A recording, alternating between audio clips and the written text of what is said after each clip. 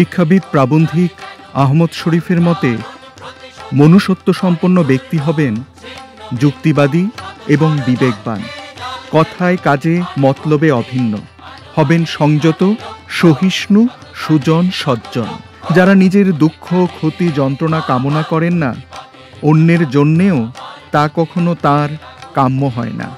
তিনি আক্ষেপ করে বলছেন, লেখাপড়া জানা, এমনকি বিশ্ববিদ্যালয়ের উচ্চতম শিক্ষাপ্রাপ্ত হয়েও সাধারণত খুব কম লোকই জ্ঞান বুদ্ধি যুক্তিবাদী হয়।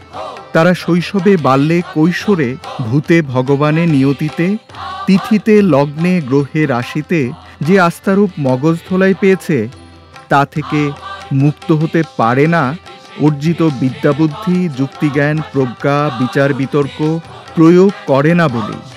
তাই ঈশ্বরের সর্বময় ক্ষমতায় আস্থা রেখেও গ্রহ, নক্ষত্রের, তিথি, লগ্নের, রাশির প্রভাবে যে তার ভাগ্য বা জীবন নিয়ন্ত্রিত, তাও স্বীকার বা বিশ্বাস করে।